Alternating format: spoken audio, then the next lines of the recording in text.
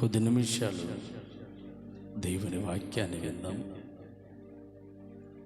దేవుడి సహాయాన్ని బట్టి కూడి వచ్చిన దేవుని బిడ్డలందరికీ దేవుని నామమున స్తోత్రాలు. మీ అందరికీ హృదయపూర్వకమైన వందనాలు చెల్లిస్తున్నాను. దేవుని మహాకృపను బట్టి ఈ దినమున దేవుని వాక్యాన్ని వినాలని ప్రభును రక్షకుడు అయిన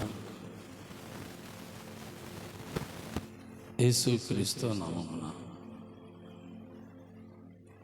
ప్రతి ఒక్కరిని వేడుకుంటూ ఉన్నాను. కనుక ఈ దినమందు ఒక మాట చదువుకొని వాక్యంలోనికి వెళదాం. మార్కు సువార్త 9, అందరికీ తెలిసిన మాట. మార్కు సువార్త 9:29. అందుకు ఆయన, ప్రార్థన వలనే కానీ మరి దేని వలననైనాను ఈ విధమైనది వదిలిపోవుట అసాధ్యము, చేత కాదు. ప్రభు అంటున్నాడు, ఎటువంటిదైనా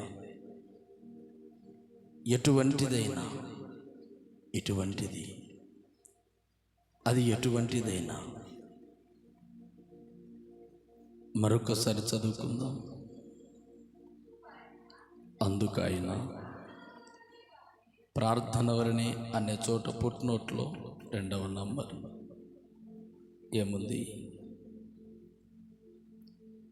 2వ నంబర్ అని ఉంటుంది, కింద పుట్నోట్లో ఉంటుంది. ప్రాచీన భాషలో ఉపవాస ప్రార్థన వలనే అని కూర్చోబడి ఉంది.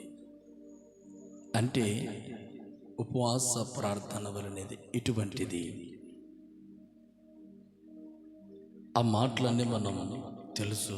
ఓ తండ్రి చిన్నప్పటి నుంచి తన బిడ్డకు ఎక్కడ పడితే అక్కడ పడిపోతూ ఉంటే ప్రభు దగ్గరికి తీసుకొని వచ్చాడు. తన శిష్యుల దగ్గరికి తీసుకొని వస్తే వారి చేత కాలేదు. కాకపోతే ఏకాంతంగా ఉన్నప్పుడు, యేసు ప్రభువా, మేమెందుకు ఈ దయ్యమును వెలగొట్టలేకపోయాం అని ప్రభుని అడిగాడు. మేము కూడా మీతోనే నడుస్తూ ఉన్నాం, మేము కూడా మీతోనే మాట్లాడుతూ ఉన్నాం, మేము కూడా మీ దగ్గరలోనే ఉన్నాం, దేవునికి దగ్గరగా ఉన్నాం. మీరు తినుచున్న ఆహారం మేము తింటున్నాం. మీరు మీరు తినండి అని ఆశీర్వదించబడిన ఆహారాన్ని మేము కూడా తింటూ ఉన్నాం. అయినా మా వలన ఎందుకు చేతగాలేదు? మా వలన ఎందుకు ఈ దురాత్మ పోలేదు అని యేసు ప్రభును అడిగాడు. ప్రభా, మేము కూడా నీతో కూడా ట్రావెల్ చేస్తున్నాం కదా, కానీ మేం చేస్తే వదిలిపోలేదేంటి? ఎందుకు మాకు ఈ శ్రమలు వదిలిపోవడం లేదు? ఎందుకు మాతోనే జీవిస్తూ ఉన్నాయి? ఎందుకు మాలోనే ఉన్నాయి? ఎందుకు ఈ వదిలిపోవడం లేదు? చాలా వదిలిపోవడం లేదు మనిషికి. అనేకములు ఉన్నాయి. మీరు ఉపవాసం ఉండి ప్రార్థన చేసినప్పుడు ఏదైనా నీవు అనుకున్న కోరిక వదిలిపోయిందా? నీ దగ్గరికి వచ్చిందా? శ్రమ గురించి ఉపవాసం ఉంటున్నావు, కుటుంబంలో ఇబ్బందులు బట్టి ఉపవాసం ఉంటున్నావు, నీ కలుగుతున్న హింసను బట్టి ఉపవాసం ఉంటున్నావు, ఉపవాసం ఉండి కన్నీళ్ళు విడిచి ప్రార్థన చేస్తూ ఉన్నావు. వదిలిపోయిందా? అది రోగమును బట్టి, అనారోగ్యమును బట్టో, శ్రమను బట్టో, ఇరుకును బట్టో, ఇబ్బందిని బట్టో. అయితే నీవు నేను ఉపవాసం ఉంటున్నాం, కానీ దేవుడు అంటున్నాడు, అయ్యా అప్పటి వరకు దేవుని బిడ్డలు ఉపవాసం ఉండలేదు. దేవునితో నడిచిన నాళ్ళు యోధులు ఒకసారి ఒక మాట అంటారు, అయ్యా నీ పిల్లలు నీతోనే ఉన్నారు కదా, అందరూ ఉపవాసం ఉన్నారు, కానీ నీ బిడ్డలు ఎందుకు ఉపవాసం ఉండలేదు అన్నప్పుడు దేవుడు అంటాడు, ఇదిగో పెళ్లి కుమారుడు ఉన్నంత వరకు వారు ఉపవాసం ఉండవలసిన అవసరం లేదు అన్నాడు. అంతవరకు వారి ఉపవాస ప్రార్థనలు ఎక్కువ గడిపినట్లుగా కనబడడం లేదు. అయితే ప్రభులు వారు మాత్రం రాత్రి వేళ ప్రభువుతో గడుపుతూ ఉన్నాడు. యేసు ప్రభు రాత్రంతా ఈ కొండలో ప్రార్థన చేస్తున్నాడు, పగలు ఉపవాస ప్రార్థనతో ఉంటూ అనేకులను స్వస్థపరుస్తున్నాడు, బలపరుస్తూ ఉన్నాడు. ఈ రోజున మన జీవితంలో ఎందుకు కొన్ని సమస్యలు వదిలిపోవడం లేదు అంటే ఉపవాస ప్రార్థన మన జీవితంలో లేదు. హల్లెలూయా. ఉపవాసం ఉన్నట్లుగా కనబడుతూ ఉన్నాము, కానీ శ్రమ మనతోనే ఉంది, వదిలిపోలేదు. కన్నీటి బాధ మన గుండెల్లోనే ఉంది, వదిలిపోవడం లేదు. ఇబ్బందులు ఇరుకులు ఎట్లా ఉండేటివి అట్లాగనే ఉన్నాయి, వదిలిపోవడం లేదు. ఈ రోజున ప్రభు అంటున్నాడు, అటువంటివి వదిలిపోవాలి అంటే ఉపవాస ప్రార్థన వలనే సాధ్యమవుతుంది. హల్లెలూయా. ప్రభు మాకు ఎలా సాధ్యమవుతుంది? మా జీవితంలో అసాధ్యమే కనబడుతూ ఉంది కదా, ఇది మా జీవితంలో ఇక ఎన్నటికీ పోదు, మా బ్రతుకులు ఇంతే, ఇక మారవు అని ఒక నిర్ధారణలోకి వచ్చావు, అలాగనే ఉన్నావు. అయితే ఉపవాస ప్రార్థన చేస్తూ నీవు ముందుకు కొనసాగాలని ప్రభు మాట్లాడుతూ ఉన్నాడు. ఎన్నో బలహీనతలు కలిగిన, ఎన్నో ఇబ్బందులు కలిగిన, ఇవన్నీ నీ కుటుంబంలో నుంచి వదిలిపోవాలి అంటే కేవలం ప్రభు అంటున్నాడు, ఉపవాస ప్రార్థన వలనే ఇటువంటిది సాధ్యమవుతుంది. ఈ రోజున ఈ దినము నుంచి ఉపవాస ప్రార్థనలు ప్రారంభించబడుతూ ఉన్నాయి కనుక ఈ రోజు నుంచి దేవుడు అంటున్నాడు, నీకు అసాధ్యమైనది ఏదో అది సాధ్యము కావాలి అంటే ఉపవాస ప్రార్థనలో మానకుండగా నీవు కనిపెట్టు, ప్రభును ప్రార్థన చేయి. ఉపవాస ప్రార్థన చేయి, ప్రభును కనిపెట్టు, ప్రార్థనలో నిలవబడు. ఇలాంటి ఉపవాసములో దేవునికి ఆశీర్వాదకరముగా ఉండాలని కోరుకుంటున్నాడు. అయితే మత్తయి సువార్త ప్రార్థన చేసుకుంటూ దేవుని సన్నిధిలో ఉంటున్న ప్రియ బిడ్డలారా, మత్తయి సువార్త 6వ అధ్యాయము 16వ వచనం నుంచి చదువుకుందాం. మీరు ఉపవాసము చేయనప్పుడు వేషధారుల వలె దుఃఖముఖులై ఉండకండి. తాము ఉపవాసము చేయుచున్నట్టు మనుషులకు కనబడవలనని తమ ముఖములను వికారము చేసుకొందరు. వారు తమ ఫలము పొంది ఉన్నారని నిశ్చయముగా మీతో చెప్పుచున్నాను. ఉపవాసము చేయనప్పుడు మనుషులను కనబడవలనని కాక రహస్యమందున్న మీ తండ్రికి కనబడవలను. హల్లెలూయా. దేవుడు కంటికి కనపడడు, ఆయన రహస్యమందున్న దేవుడు. ఆ దేవునికి కనబడవలను అంటే నువ్వు రహస్య ప్రార్థన చేయాలా. నీవు ఉపవాసం ఉన్నట్లు ఎవరికి తెలియకూడదు. ఉపవాసం ఉండినట్లుగా ఎవరికి తెలియకూడదు. అది రహస్యముగా ప్రార్థన చేయాలి. మోకాల్లో ఉండి నీ కుటుంబంలో తిన్నావా అంటే తిన్నానయ్యా, భోంచేశాను, మరిదేనండి మీరు భోంచేయండి, మీకు అందరికీ భోజనాలు ఏర్పాటు చేశాను, భోంచేయండి, తిన్నాను.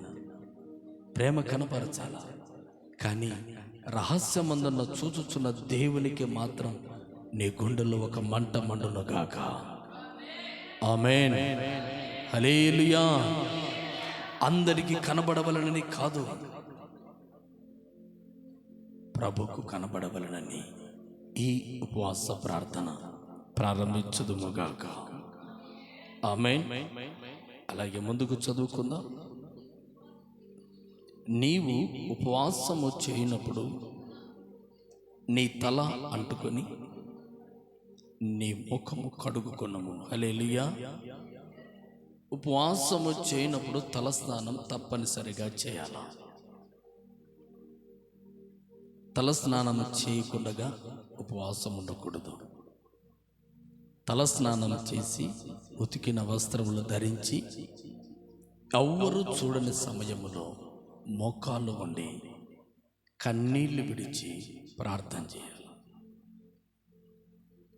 చాలామంది ఆ ప్రభు చూస్తూ ఉన్నాడులే, ఉదయం అంతా ఎలా ఉన్నా లేచి తల స్నానం చేసిన తర్వాత ప్రార్థన మొదలు పెట్టాలా.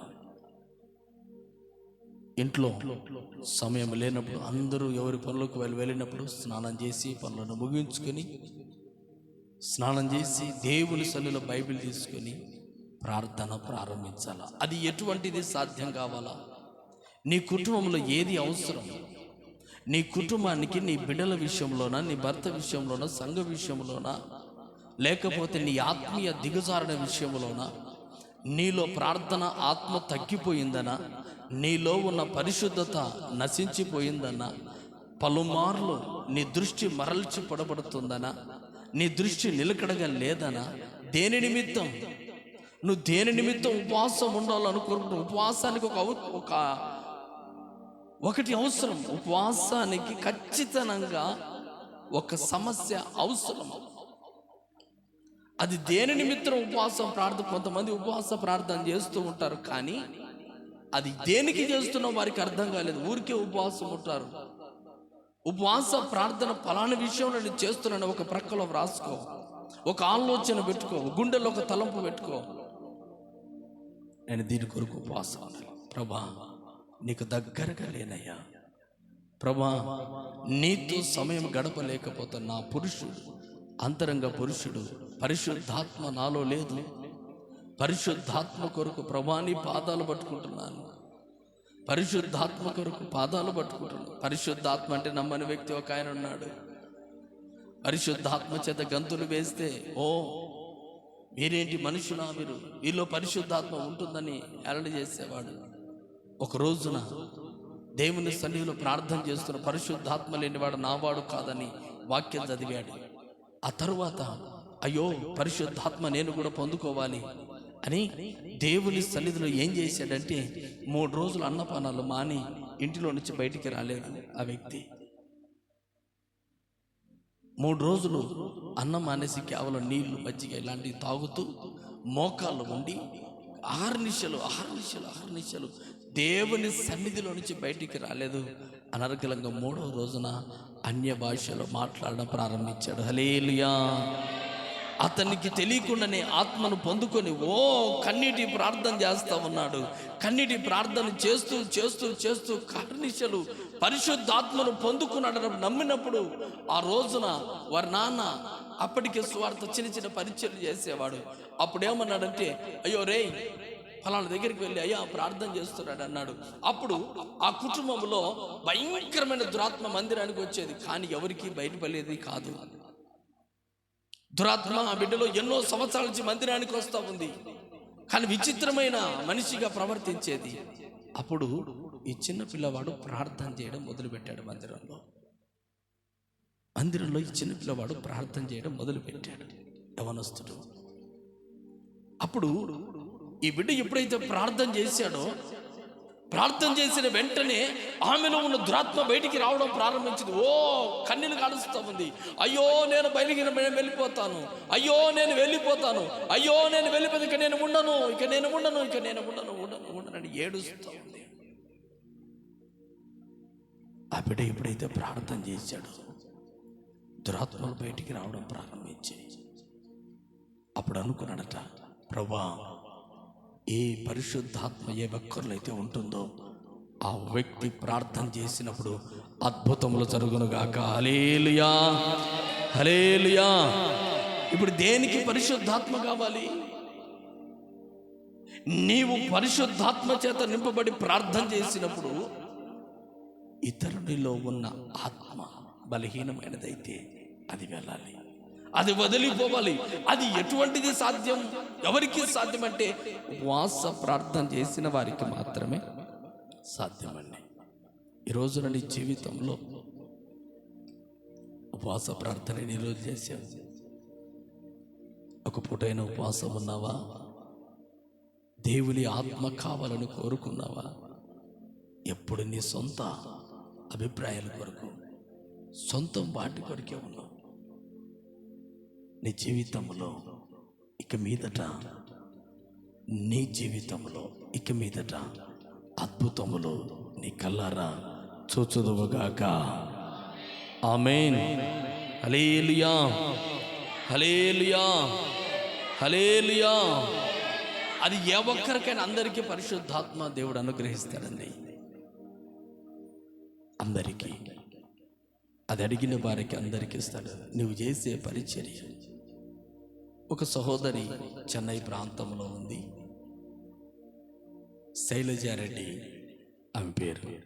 శైలజ రెడ్డి ఆమె ప్రారంభంలో ఒక మందిరానికి వెళితే ఆమె ప్రార్థన చేస్తూ ఉన్నప్పుడు తన భర్త ఒప్పుకునేవాడు కాదు.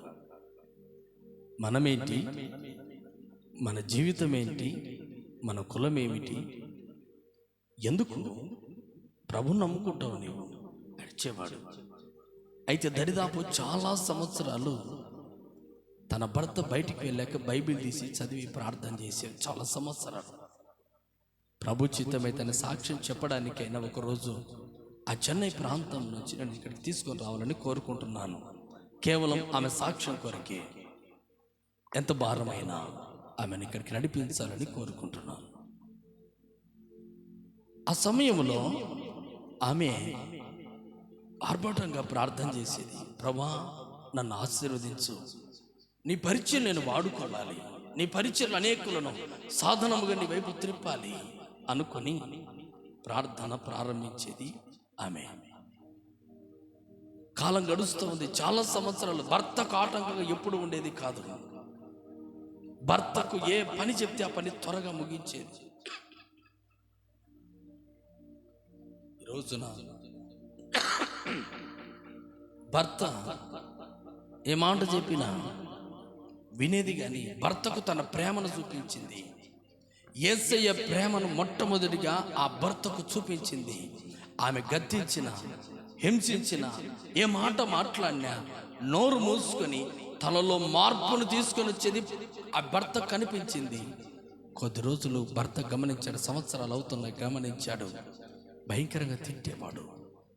ఎందుకు నా భార్య నేను ఏమన్నా కూడా మాట్లాడడం లేదు, నేను కొట్టినా కూడా, హింసించినా కూడా, నేను ఎంత బలహీనతలో ఉన్నా కూడా నా భార్య మాత్రం నన్ను ప్రేమిస్తూ ఉంది, పల్లెత్తు మాట కూడా మాట్లాడడం లేదు. ఏంటి మార్పు? ఏం జరుగుతూ ఉంది నా కుటుంబంలో? ఒకప్పుడు నేను మాట మాట్లాడితే 4 మాటలు హెచ్చరించేది. ఎందుకు? ఏం జరుగుతూ ఉంది ఈమె జీవితంలో? ఎందుకు ఇలాగా మారిపోయింది?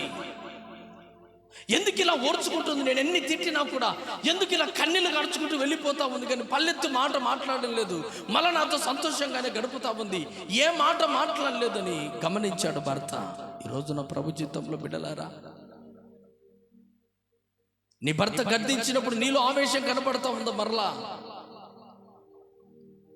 ప్రేమ కరువైపోయింది. ఈ రోజున ప్రభు నమ్ముకున్నావని పేరు మాత్రమే, కానీ గద్దించినప్పుడు ఓర్చుకుంటున్నావా? అది ఎంత హింసించినా ఓర్చుకుంటున్నావా? అందరు 2 చేతులు ఎత్తి హల్లెలూయా చెప్తారా? తలల పైకి ఎత్తిన హల్లెలూయా. ఈ కొద్ది నిమిషాలనే ప్రభు ఆత్మను పొందుకో. ఈ సాక్ష్యం వినైనా నీ జీవితం మార్చుకో. సమయం గడుస్తూ ఉంది. అప్పుడు అన్నాడట, నీలో ఏదో నేను మార్పు చూశాను. నువ్వు ప్రభు నమ్ముకున్నావు కదా, ఇంకా చప్పలు కొడదామా? నేను వదిలేయమన్నాను నిన్ను, కానీ నువ్వు ప్రభును వదలలేదు. నువ్వు ప్రభును ఇంకా నమ్ముకొని ప్రార్థన చేస్తున్నావు నాకు అనిపిస్తూ ఉంది. ప్రభు మాట్లాడండి ఆయనతో. ప్రభు మాట్లాడండి. ప్రభు ఏంటో తెలియదు ఆయనకు. ప్రభు అంటే గిట్టదు. కానీ ఆమె చూపించే ప్రేమ, ఆమె చూపించే అభిమానము, ఆమె తగ్గింపు కలిగిన జీవితము, ఆమె సాత్వికమైన మనస్సు ఏమైంది అంటే ఆ కుటుంబాన్ని కదిలించింది. ఒక రోజున బైబిల్ పట్టుకుంటేనే భయంకరంగా చిత్రహింసలు చేసిన ఓర్చుకుందండి. అటువంటి స్త్రీ ఈ ఓర్పు ఎక్కడి నుంచి వచ్చింది? పరిశుద్ధాత్మను పొందుకుంది. చప్పలు కొడదాం. హల్లెలూయా. ఆ పరిశుద్ధాత్మను ఎప్పుడైతే పొందుకుందో పరిశుద్ధాత్మ దేవుడు తగ్గింపులోనికి తీసుకుని వెళ్ళాడు. మాట్లాడద్దు. ఆయన పాపంలో ఆయన పడతాడు. వదిలే మోకరించు. పరిశుద్ధాత్మను ఎన్నిని తీసుకుని వెళ్తుందంటే తగ్గింపులోనికి తీసుకుని వెళ్తుంది. అనేకులలో మార్పు తీసుకుని రావాలని నీ మనసు తహతహలాడుతుంది. అప్పుడు ఆ భర్త అన్నాడట, నీకు నచ్చినట్లుగా ప్రార్థనకి వెళ్ళు, నీవు నచ్చినట్లుగా పరిచర్యకి వెళ్ళంటే మొన్నటి దినమందు దేవుని సన్నిధిలో తాడిపత్రి ప్రాంతానికి వచ్చింది. నేను అడిగాను, అమ్మగారు ఏదొక రోజున డేట్ అడిగి, అయ్యగారు తప్పనిసరిగా నేను వస్తా, ఎన్ని పనులున్నా కాస్తంత ముందు తెలియచేయండి. ఆమె ఇప్పుడు తన జీవితంలో గతంలో ఎలా, ఇప్పుడేమో తెలియదు కానీ గతంలో ప్రార్థన చేసినప్పుడు ఎవరికైనా బాధలు ఉంటే ఆమెకిచ్చిన వరం దేవుడు 6 నిశలు 10-16 సంవత్సరాలు కఠోరమైన ప్రార్థన, చాలా సంవత్సరాలు ప్రార్థన చేసినప్పుడు కుటుంబంలో నీ జీవితంలో ఏ రోగమున్నా ఏ బాధ ఉన్నా ప్రవచనాలు చెప్తా ఉంది. ఈ రోజున ఈ కుటుంబంలో బలాన్ని బాగాలేదు, సరి చూసుకో. నీ జీవితం సరిగా లేదు, చూసుకో. దేవుడు అంటే ఎరగని ఒక కుటుంబంలోనికి వచ్చి శైలజారెడ్డిగా మారి అనేకులకు రక్షణ మార్గం తెలియజేస్తా ఉంది. దేనివల్ల? ఉపవాస ప్రార్థన వల్ల. ఈ రోజున దేవుని నమ్ముకున్న ప్రియ దేవుని గొప్ప సేవ చేస్తూ ఉంది. చెన్నై ప్రాంతంలో అనేక దేశాలు తిరుగుతూ ఉంది. ఆయన వీరికి వారికని కాదు, ఎవరికైనా దేవుడు సహాయం చేస్తాడు, ఎవరికైనా దేవుడు వరాన్ని ఇస్తాడు. అది పురుషులకని కానీ స్త్రీలకని కాదు. అయితే నీ ధ్యానము, నీ గురి దేని మీద ఉండాలంటే ఉపవాస ప్రార్థన చేస్తూ ఉన్నప్పుడు మనుషులు చూడవలనని కాదు, నా భర్త చూడాలని, నా భార్య చూడాలని, నా పిల్లలు చూడాలని కాదు, ఎవ్వరు చూడని సమయంలో లేచి దేవునికి స్తోత్రం ప్రార్థించు. ప్రభు చూస్తూ ఉన్నాడు. తలపైకి ఎత్తాలి అందరూ. పాస్టమ్ కూడా తలపైకి ఎత్తు. హల్లెలూయా. దేవుని బిడ్డలారా, ఈ రోజున దేవుడు మాట్లాడుతున్న మాట మనుషులకు కనబడాలని కాదు నీ ప్రార్థన, మనుషులు వినాలని కాదు నీ ప్రార్థన. నీ పరిచర్యనైనా నీ ప్రార్థనైనా మనుషులకు కనబడకూడదు, దేవునికి కనబడాలా. దేవునికి కనబడితే అప్పుడు కదా ఆశీర్వాదం. ఆ ముందుకు చూద్దాం. అలాగే అదే అధ్యాయం. అప్పుడు రహస్యమందున్న చూచుచున్న నీ తండ్రి నీకు ప్రతిఫలం ఇస్తాడు. నువ్వు ఏది అడుగుతే అది ఫలం ఇస్తాడు దేవుడు. రహస్యమందున్న చూస్తున్న దేవుడు, రహస్య ప్రార్థన చేస్తున్నావు కనుక దానికి ఆ ప్రతిఫలం ని పొందుకుంటావండి. ప్రార్థన లేదు, ఉపవాసం లేదు, ఆరాధన లేదు, మందిరం లేదు. నీకు దేవుడు ప్రతిఫలం ఇవ్వాలా, ఆరోగ్యం ఇవ్వాలా, క్షేమం దయచేయాలి. ఇవన్నీ ప్రభు నీవనుకున్న దానికి ప్రతిఫలము దేవుడు దయచేయునుగాక. ఆమేన్, ఆమేన్. అలాగే ముందుకు చదువుదాం. భూమి మీద చాలండి, 18 వరకే చాలు. అలాగే యెషయా గ్రంథం 58, యెషయా 58, యెషయా 58 3వ వచనం నుండి ప్రారంభం చేద్దాం.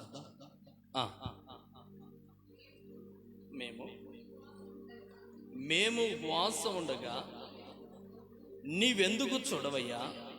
మేము మా ప్రాణములు ఆయాసపరచుచూ ఉండగా నీవెందుకు లక్ష్య పెట్టవు అని అందరూ మీ ఉపవాస దినమున అందరూ మీరు మీ వ్యాపారములు చేదురు.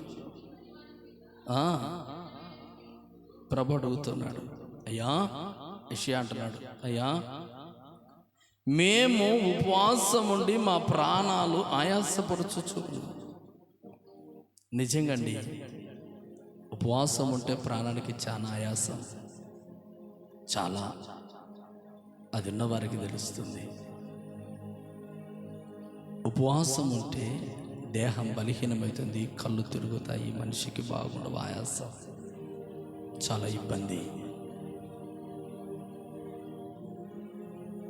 మనిషిలో శక్తి తగ్గిపోతుంది, మనిషిలో బలము తగ్గిపోతుంది.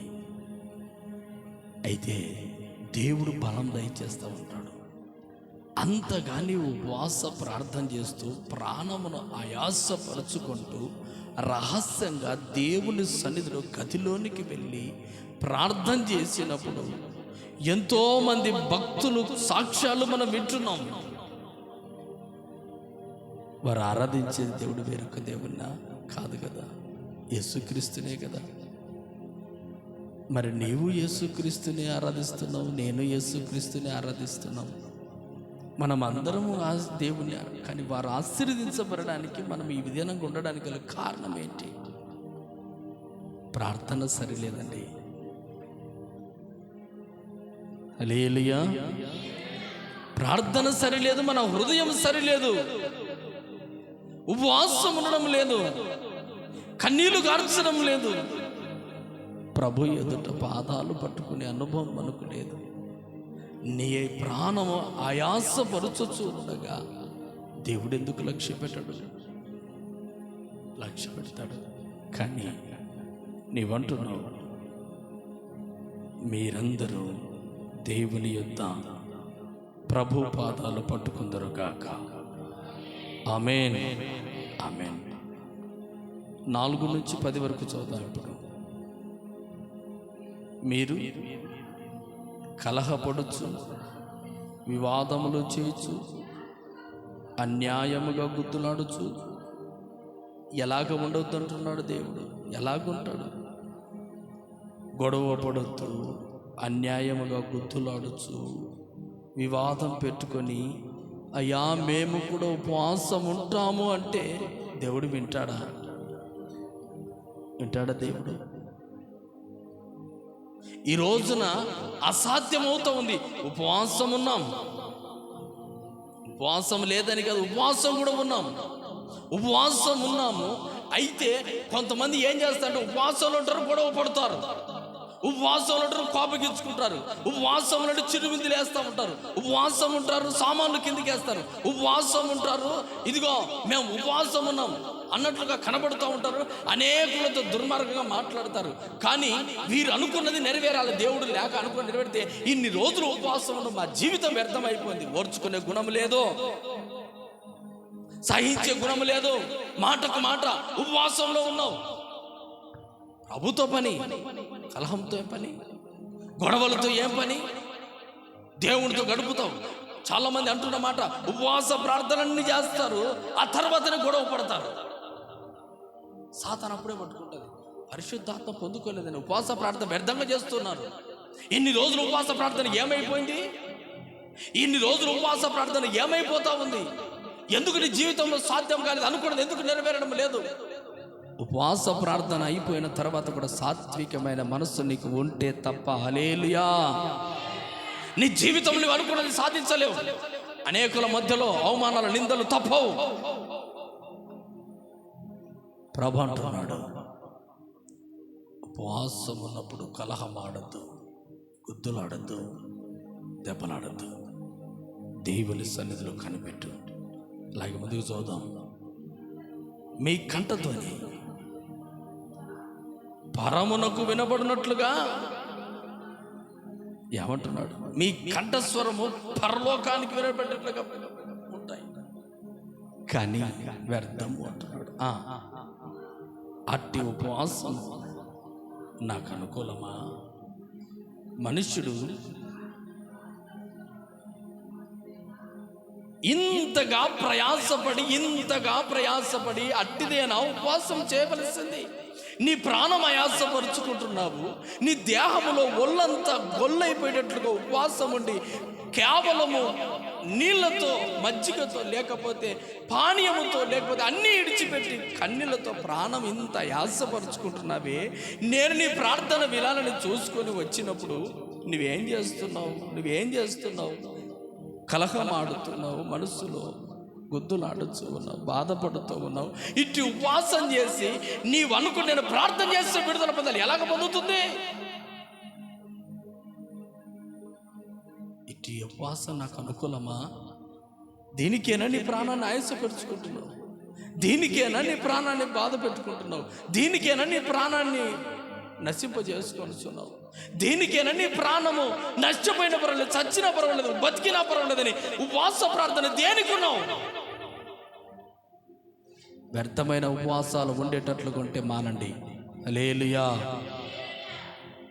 మార్పు చెందుదామనుకున్నట్లుంటే ఉపవాసం చేయి. మార్పు లేకపోయిన ఉపవాసం ఎందుకేనా? ఉపవాసం ఇంత ప్రయాసపడుతున్నావు ఎందుకేనా? ప్రార్థనకు ఎందుకేనా ఉపవాసం? మీరు ఉండదు దేనికున్నారు ఉపవాస ప్రార్థన?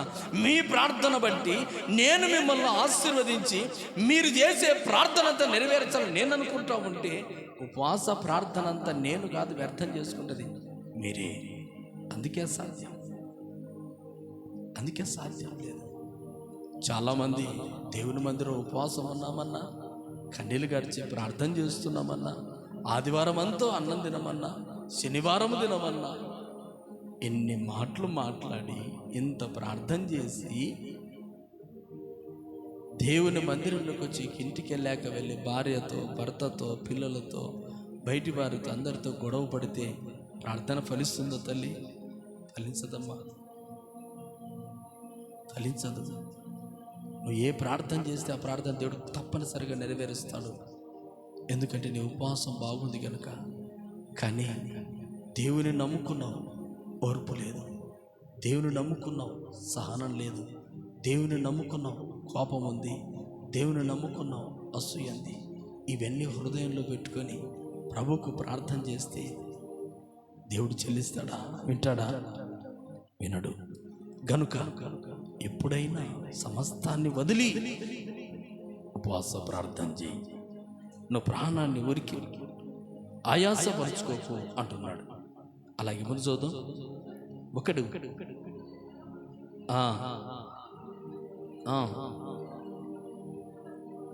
ఇవన్నీ బూడిదలో కూర్చోడం ఉపవాసమా? అటు ఉపవాసం, అటువంటి బూడిద పోసుకొని ప్రార్థన చేస్తూ ఇటువంటి ఉపవాసాలన్నీ గోనె పట్టు కట్టుకొని ఏడవడం ఉపవాసం అని మీరు ఇది ప్రీతికరమా? దుర్మార్గులు కట్టిన కట్లు విప్పుటయు తీయటయు, బాధింపబడిన వారు విడిపించుటయు విరగొట్టుటయు నేను నేర్పించుచున్న ఉపవాసం, నేను నేర్చుకొనిన ఉపవాసము కదా. నీ ఆహారము ఆకలి గురిన వారికి పెట్టుటయు, నీ రక్త సంబంధికి ముఖము తప్పింపకుండుటయు, దిక్కుమాలిన బీదల్ని ఇంట చేర్చుకొనుటయు, వస్త్రహీనుడు కనబడినప్పుడు వానికి వస్త్రములు ఇచ్చుటయు, ఇది ఏ కదా నాకు ఇష్టమైన ఉపవాసము. అలాగున నీవు చేసిన ఎడల నీ వెలుగు వేక చుక్కవ వలె ఉదయించును, స్వస్థత నీకు శీఘ్రముగా కలుగును. హల్లెలూయా. దేవుడు చెప్పిన ఉపవాసము చేసినప్పుడు దేవుడు అంటాడు, స్వస్థత నీకు కలుగుతుంది, ఆరోగ్యము నీకు కలుగుతుంది. ఈ రోజున ఆరోగ్యం లేదయ్యా, బలహీనత ఉంది. ఈ రోజున ప్రభు అంటున్నాడు, ఇది ఏ కదా ఉపవాసం. స్వస్థతని దేహంలో ఖచ్చితంగా కలుగుతుంది.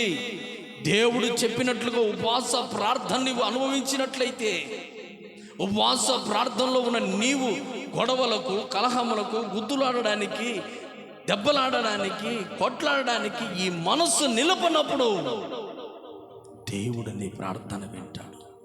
తగ్గింపు కలగాలి, తగ్గింపు రావాలి. బీదలకు సాయం చేయాలన్నా, ఎవరైనా మీద కనికరం కలగాలంటే ఎంత ఆత్మరవాది, ఎంత దారాల గుణమండి. మా ఊర్లో ఒక కుటుంబం పరిచయం చేస్తున్న సమయంలో ఒక పరిచయంలో ఒక వ్యక్తి చెప్పిన సాక్ష్యం, అయ్యా మేము పనికి వెళ్తామండి, పనికి వెళ్ళినప్పుడు ఫలానా యజమానుడు ధారాళమైన గుణం అండి, మేము ఎప్పుడు పనికి వెళ్ళినా చక్కటి భోజనం పెడతాడు, చక్కగా పలకరిస్తారు, చక్కగా ప్రేమిస్తాడండి అని పని వాళ్ళు ఏమంటారంటే, యజమానుని గురించి చాలా ధారాళమైన గుణం అండి, చాలా తగ్గింపు గుణం అండి, చాలా ప్రేమ కలిగిన గుణం అండి. మనలో ఏముండాలి? ప్రేమ కలిగిన గుణం. అది సాక్ష్యం పలకాల. ప్రభు అంటున్నాడు, అలాగనే మీరు ఉండాలా. మీకు స్వస్థత దేవుడు చెప్పిన తగ్గింపు స్వభావంతో మీరు కలిగినప్పుడు స్వస్థత నీకు శీఘ్రముగా కలుగునుగాక. అలాగే ముందు చదువు, యెహోవా మహిమ నీ నీతిని ముందర నడుచును. యెహోవా మహిమ కావలికాయని, యెహోవా మహిమ నీకు కావలిగా ఉంటుంది. అప్పుడు నువ్వు పిలవగా హల్లెలూయా. ఈలాగా ఉండి ఒకవేళ మీరు ఉపవాస ప్రార్థన చేశారే అనుకో, యెహోవా మహిమ నీ మీద ఉదయించి, ఇదిగో యెహోవా దేవుడు అంటున్న మాట ఏమిటి అంటే, అప్పుడు నీవు పిలువగా యెహోవా నీతో మాట్లాడును. నీవు మొరపెట్టగా నేనున్నాను, భయపడకో. ఏది నీకు అసాధ్యమవుతా ఉంది? దేనికి కన్నీళ్లు కారుస్తూ ఉన్నావు? దేనికి ఇబ్బంది పడుతూ ఉన్నావు? నీవు పిలిచిన వెంటనే ప్రభు పలకాలంటే, నీవు పిలిచిన వెంటనే ప్రభు నీతో ఉత్తరం ఇవ్వాలి అంటే, నీవు మోకాళ్ళ ప్రార్థనలో దేవుడు జవాబు ఇవ్వాలంటే, నీ ఎదుట ఉన్న సాతాను క్రియలు విడుదల పొందాలంటే, ఇదిగో నీలో ఉన్న దరిద్రత పారిపోవాలి అంటే ఉపవాస ప్రార్థన ఒక్కటే మార్గం. ఆ ఉపవాస ప్రార్థన చేసేటప్పుడు కూడా నీవు ఎలా జీవించాలని ప్రభు మాట్లాడుతూ ఉన్నాడు. ఉపవాస ప్రార్థన చేసే వ్యక్తులకి సమస్యలు ఎక్కువ. ఉపవాస ప్రార్థన చేసే వాళ్ళకి ఇదిగో బాధలు ఎక్కువ. ఉపవాస ప్రార్థన చేసే వాళ్ళకి నిందలు, అవమానాలు ఎక్కువ. దేనికి? నీ ఉపవాస ప్రార్థనలో కొనసాగబడతావా?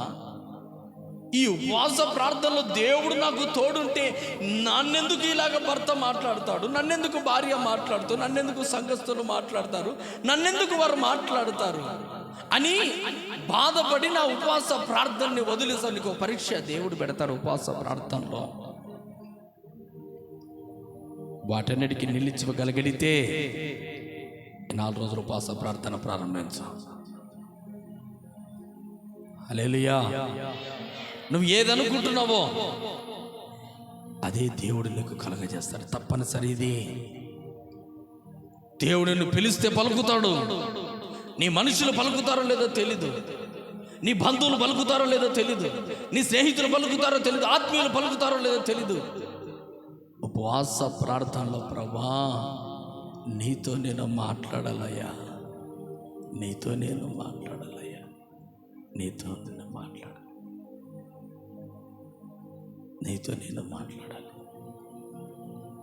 అయ్యా దేవుని మందిరం ఎవరు నన్ను పలకరిస్తేనే, ఎవరు నన్ను పలకరించకపోతేనేమి, ప్రభు నన్ను పలకరించకపోతే బాధ. హల్లెలూయా. ప్రభు నన్ను మాట్లాడకపోతే బాధపడాలి, ప్రభు నాకు దూరం అయితే బాధపడాలి.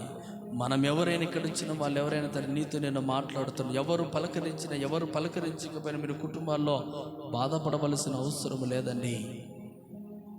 ప్రభు నీతో మాట్లాడకపోతే బాధపడు, ప్రభు దగ్గర మొరపెట్టకోకుంటే బాధపడు, ప్రభు దగ్గర కన్నీళ్లు విడవకపోతే బాధపడు. దేవుడు పిలిచినప్పుడు మాట్లాడకపోతే కన్నీళ్లు విడిచి మళ్ళీ ఆయన పాదాలు పట్టుకో. దేవుడు నీతో మాట్లాడాడు అంటే నీ ఆలోచన యావత్తూ సఫలపరుస్తాడు. హల్లెలూయా. నువ్వు ఏ ఆలోచన కలిగినావు, నీ కుటుంబంలో ఏ బాధ ఉందో, చింత ఉందో, ఏ ఇబ్బందులు ఉన్నాయో అవన్నీ దేవుడు నెరవేరుస్తాడు. అయితే నీలో కనబడవలసినది ఎప్పటికీ కనరాకూడదు ఇవి: గొడవ పడడం, కోపగించుకోవడం, ముఖాలు ముడుచుకోవడం, అసూయపడడం.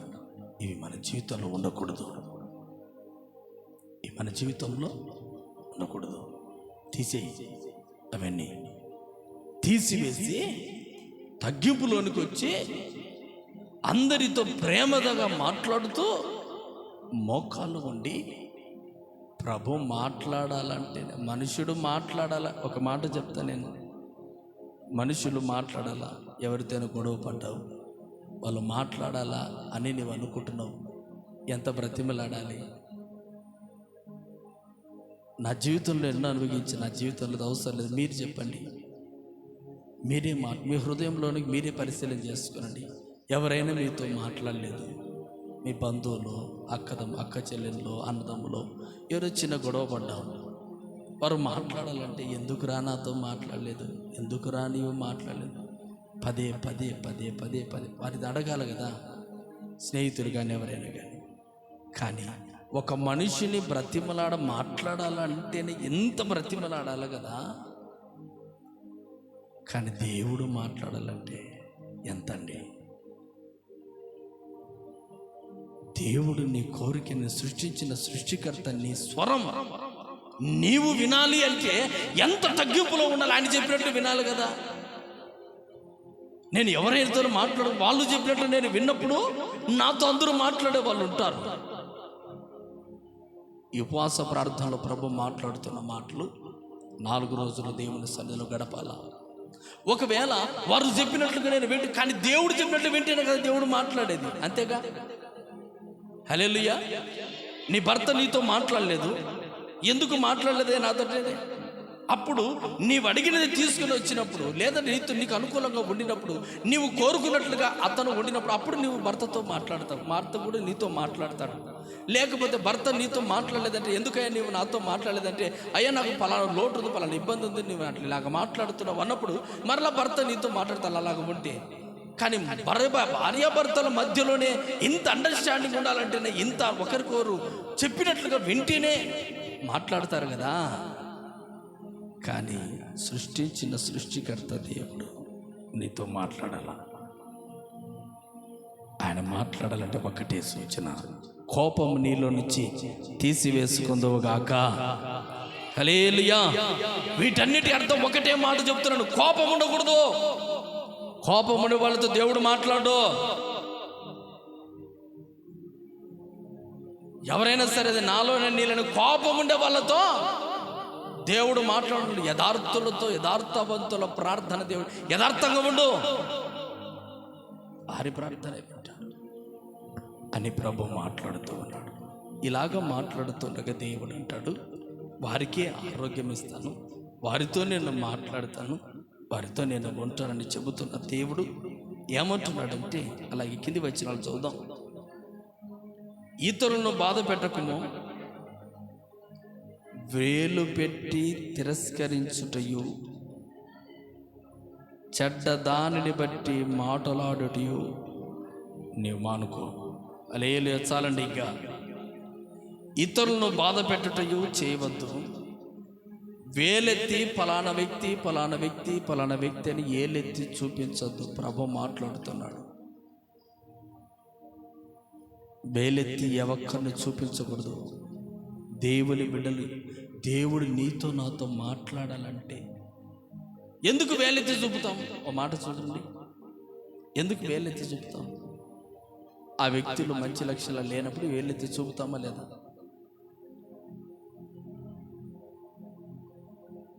నేను అనేక మందిని వేలెత్తి చూపుతూ ఉంటా. నా జీవితంలో జరిగిన మాట, మిమ్మల్ని వద్దులే, మీరు ఎందుకంటే మీరు పరిశుద్ధులు. హల్లెలూయా.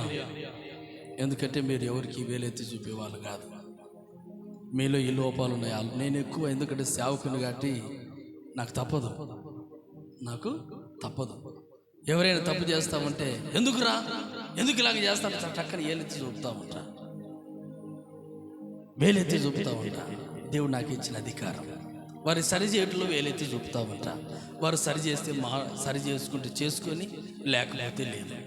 నేనైతే తప్పనిసరిగా వారు నా దగ్గర మాట్లాడినా, నా దగ్గర ఉన్నా, నాతో లేకపోయినా, నాకు దేవుడు ఇచ్చిన అధికారం ఏంటంటే తప్పు చేస్తామంటే గద్దించు, బుద్ధి చెప్పు, ఖండించు, ప్రేమించు. నాకు దేవుడు ఇచ్చిన ఆజ్ఞ. నేను నా దేవుని యాప్లో నేను వెళ్తూ ఉంటాను. ఎవరైనా తప్పు చేసి, నేనే కాదు, ఏ దైవ సేవకులైనా, ఎక్కడికి వెళ్ళి ఏ ప్రార్థన మందిర్లోకి వెళ్ళి ఏ దైవ సేవకులైనా ఇది తప్పు చేస్తా ఉంటే సంఘంలో ఎవరైనా తప్పు అంటారు, వేలెత్తి చూపుతారు. ఎందుకు? వారిలో తప్పు కనబడతా ఉంది కనుక ఏలెత్తి చూపుతా ఉన్నారు. ఈ రోజున నీవు కూడా ఎవరిలోనే తప్పు చేసిన వారి వైపు ఏలెత్తి చూపుతూ ఉంటావు. మంచిదే.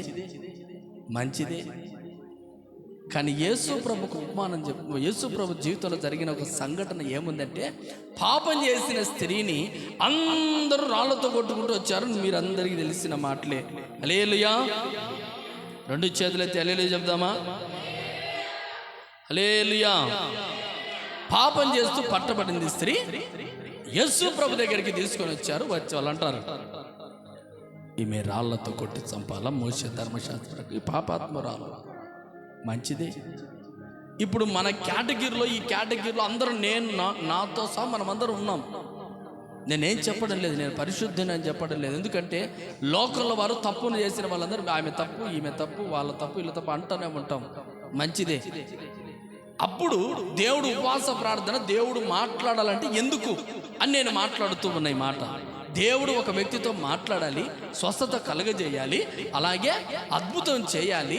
ఆ బిడ్డ ఉపవాసం ఉన్నప్పుడు దేవుడు వారి మాట వినాలంటే ఒక మాట చెప్తున్నాను, అందరికీ చెప్తున్నావు. అందరూ వచ్చారు, రాళ్లతో కొడుతూ పాపం చేసింది అన్నారు. పాపం చేసింది అన్నప్పుడు రాళ్ళు తీసుకున్నారు, కొడుతూ ఉన్నాడు. యేసు ప్రభు అన్నాడు, నీలో ఎవడో పాపం చేయాలి. అందరూ కరెక్టే, అందరూ వేలెత్తి చూపుతూ ఉన్నారు. అందరూ ఈమె పాపాత్మురాలు అంటున్నారు. మంచిదే, పాపం చేసింది, ఈమెను చంపాలా? అయితే మొట్టమొదటిగా మీలో పాపము లేనివాడు పాపము ముందు రాయి. ఎవడైనా రాళ్ళు వేసాడా? ఎవడే లేదు. కారణం ఏంటి? నేను కూడా తప్పు చేశాను కదా, అనవసరంగా ఈమెను ఏలెత్తి చూపాను. తప్పు ప్రభువా. ప్రభు ఎదుటికి వచ్చి ప్రభు మాట్లాడాడంటే, ప్రభు నేను ఉపవాస ప్రార్థన చేస్తూ ఉన్నాము, మనతో దేవుడు మాట్లాడాలా అంటే ఇతరుల వైపున వేలెత్తి చూపకుండా ప్రార్థన చేశాము అంటే ఖచ్చితంగా ఆ ప్రార్థన వింటాడు. చప్పట్లు కొట్టు. హల్లెలూయా. ఆ మాట మర్మాన్ని ప్రభువుని దాచి ఉంచాడు. ఏమన్నాడు? ఇతరులను బాధించకయు, వ్రేలు పెట్టి చూపి తిరస్కరించుటయు, చెడ్డదాన్ని బట్టి మాట్లాడి నీవు